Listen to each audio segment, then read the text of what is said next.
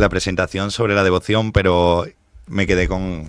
Nos metieron prisa para hacer preguntas, entonces me quedé con ganas de la otra. Es que nos enrollamos que flipas Paco y yo, y de repente estaba la gente del Ateneo que nos iba a echar y dije, en cualquier momento nos apagan la luz o se llena a tiros. Un ranking en el público de a ver quién hablaba más, si tuvo Paco. ¿Sí o no? Es broma, es broma. ¿Quién ganó?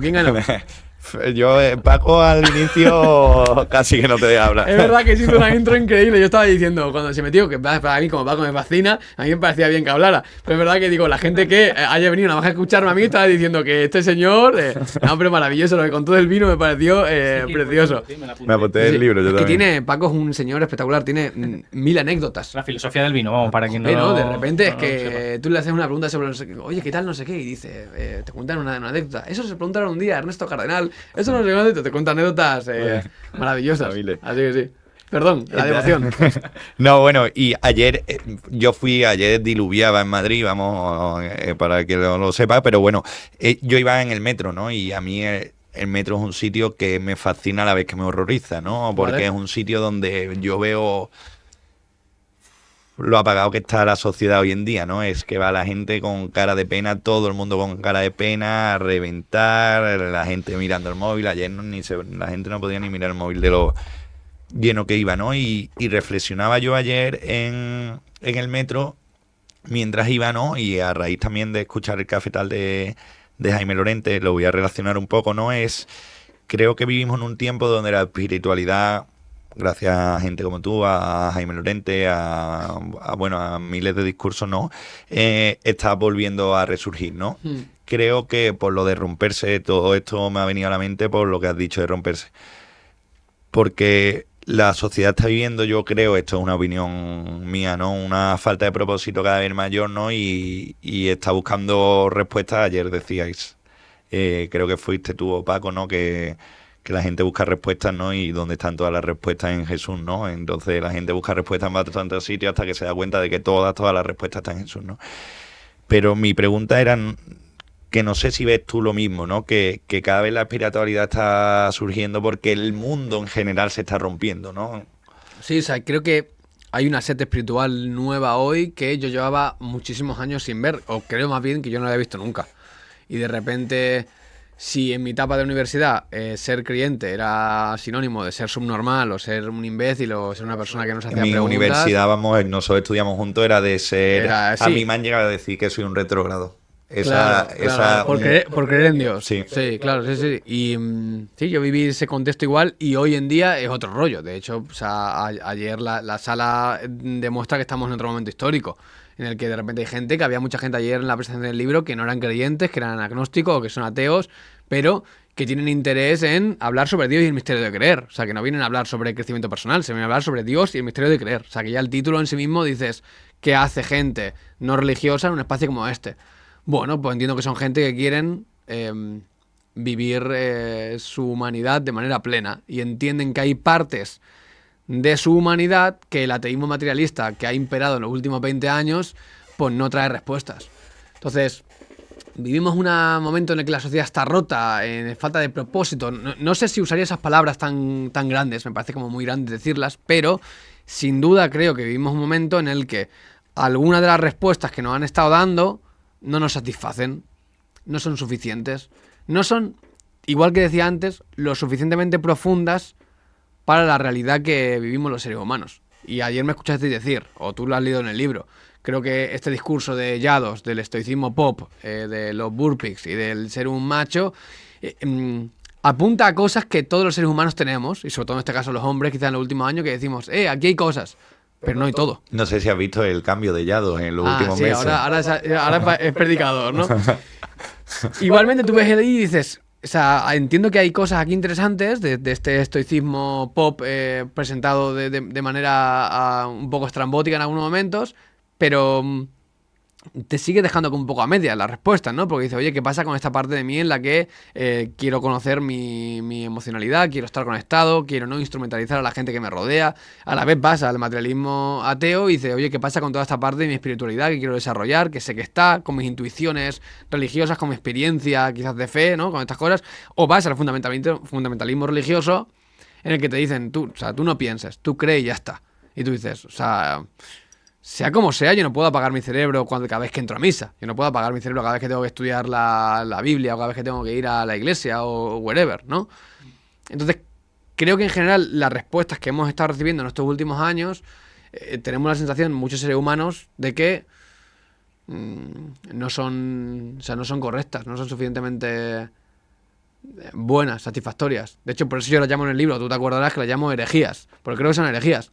Porque una herejía no es que sea mentira en sí misma, es que es una verdad parcial que se presenta como total, ¿no? Yo te digo, los seres humanos somos seres materiales, sí, 100%. Si yo te digo, solo somos materiales, yo no creo en una herejía, pues somos más que eso, ¿sí?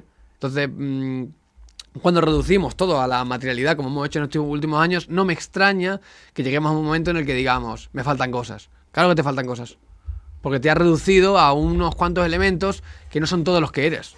Al igual que cuando un religioso me dice, Josué, tío, que me escribe muchísima gente. He vivido mi fe durante estos años sin cuestionar nada. Incluso me han dicho mis líderes religiosos, mis curas o mis pastores o quien sea en la comunidad en la que pertenezcan, que estaba mal hacerse preguntas, que no se podía dudar, que era pecado, bla, bla, bla, bla, y ahora estoy perdido. Claro, estás perdido. Claro, porque el llamamiento de Jesús es amar a Dios con toda tu mente, con todo tu corazón, con toda tu mente, con todas tus fuerzas, es decir, con todo lo que eres. Todos los elementos del ser humano forman parte del encuentro con lo divino. Entonces mi mente forma parte de ello, mi fuerza, mi cuerpo forma parte de ello, mi espíritu forma parte de ello, mis entrañas forman parte de ello. Entonces, claro, no hay posibilidad de decir, voy a vivir mi fe desde este... No, que, o sea, es todo tu ser lo que está... o lo que debería de estar implicado para tener una espiritualidad que sea plena y real. ¿Y cómo lo hacemos eso en nuestro día a día? Le hemos preguntado esto mismo a monjes budistas, le hemos preguntado esto a sacerdotes. ¿Cómo nos traemos a nuestro día a día esta espiritual plena y pura? Como ¿Y qué pensáis después de haberle preguntado a los monjes, a los curas, que os han... Hombre, yo os han creo que dicho? las rutinas son básicas. Tú ayer hablabas de no coger el móvil siempre de modo impulsivo. O sea, al final es un poco sentido común, ¿sabes? Sí. No coger el móvil la primera media hora de sueño no te quita de nada y te da muchísimo. Eso es algo fácil. Cuando vas en el metro, oye, pues prueba a leer tu libro en vez de a scrollear, ¿no? Si te gusta escribir, oye, intenta escribir 500 palabras al día.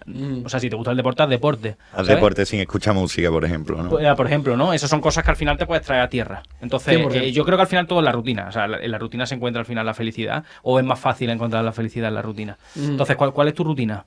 Sí, o sea, ¿cuál es mi rutina? Es una pregunta y cuál debería ser mi rutina es otra pregunta. Exactamente. Entonces, o cuál debería ser la rutina de alguien que tal. O sea, yo mis momentos en los que he tenido más estabilidad, por ejemplo, cuando estaba escribiendo el libro, yo he tenido, o sea, muy poco uso de teléfono móvil. No es el momento en el que estoy hoy.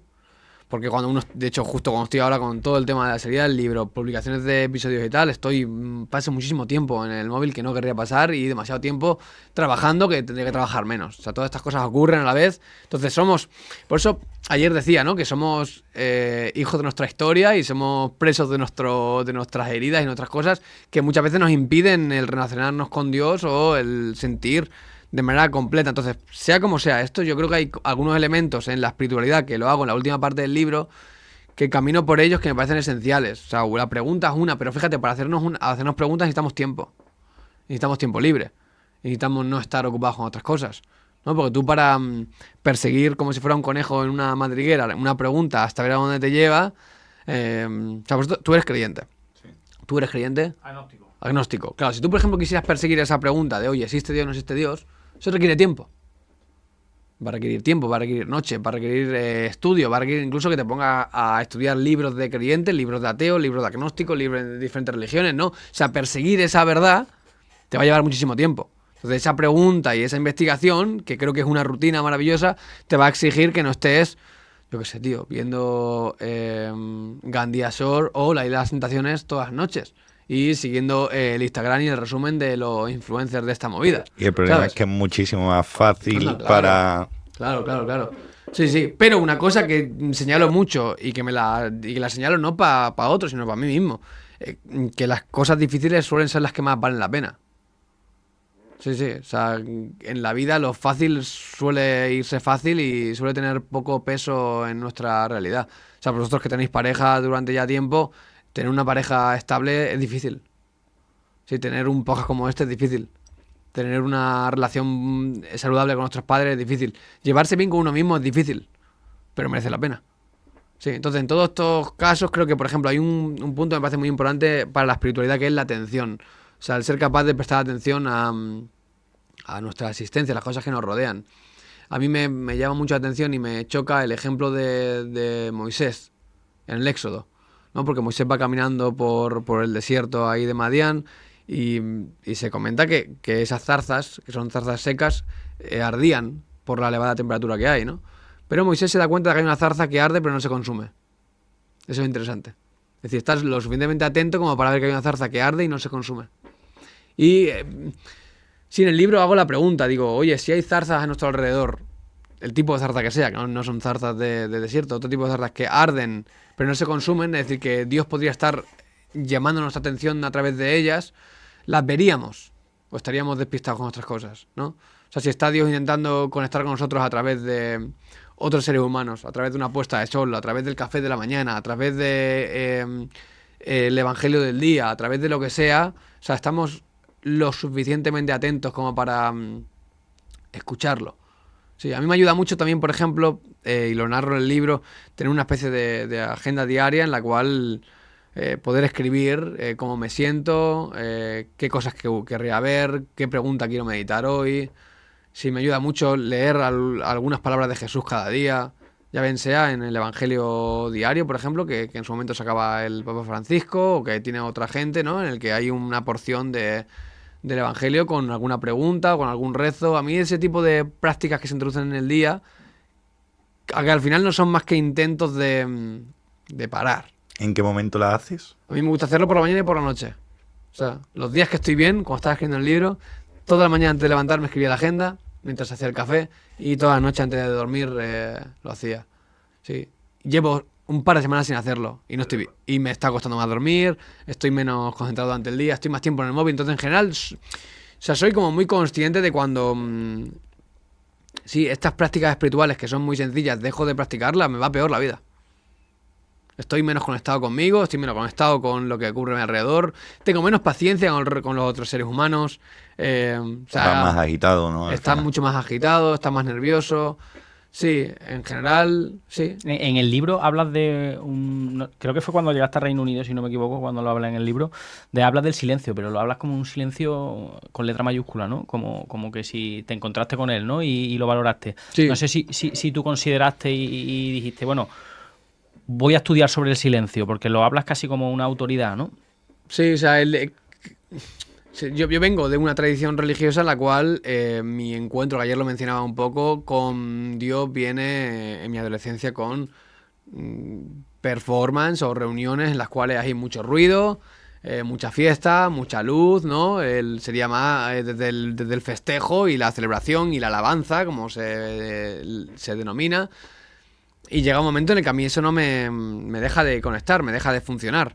Me genera más ruido interno que paz o conexión. Y el silencio, de repente, cuando llego, por ejemplo, a Inglaterra y hay estudio con algunas tradiciones anglicanas, ellos tienen algunas prácticas espirituales en las cuales se practica el arrodillarte y estar en silencio o escuchar algún tipo de melodía muy, muy silenciosa o muy suave, muy relajante. Y sí, fue ahí donde descubrí cosas que me estaban faltando en el otro lado, o los ruidos que me estaban generando por allí, aquí me estaban desapareciendo. Entonces sí, el silencio y ese momento de decir lo que tú decías. O sea, salgo con la bici y no me pongo música.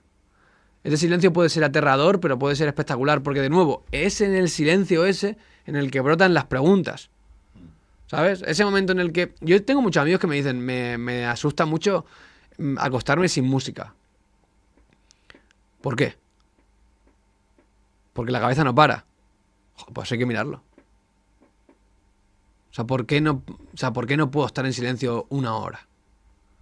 Sin scrollear, sin escuchar música, sin estar con otra persona, sin estar haciendo algo. O sea, si es que... O sea, me parece digno de estudio eso. Mi madre decía que la felicidad al final era acostarte con la conciencia tranquila y descansado y despertarte con ilusión. como acostarte a la cama y tener ganas de acostarte, tener Claro. ganas de hablar con uno mismo, ¿no? Y despertarte con ilusión. Claro. Y no hay más que eso, en realidad. Eso es Hace- verdad que es un síntoma Totalmente. perfecto para- No, eso es de alguien que está sano, pero es difícil porque hay muchas cosas que hacemos que están mal. Sí. Y cuando uno se acuesta en la cama y si tiene una conciencia no demasiado corrompida, es posible que diga estoy lejos de lo que yo querría ver, ¿sabes? O Pero sea, qué bien es cuando uno está contento y se va a la cama. jope, Y cuando con uno el día hecho. dice buen trabajo en el día de hoy, sí, sí, sí, sí. Pero entiendo que es difícil, porque es difícil estar en paz, es difícil vivir una vida virtuosa. Entonces, sí, pero creo que el silencio me parece esencial. Sí, el poder acostarte y dedicar un tiempo. Yo hay una práctica que hago antes de dormir, que es ese ejercicio de pensar en el día, que creo que era Ignacio Loyola el que lo hablaba de trabajarlo, ¿no? Y pensar qué cosas he vivido en el día de hoy que me han llevado hacia la virtud o hacia la oscuridad, ¿no? Hacia la luz o hacia cosas que me han hecho daño, ¿no? Y,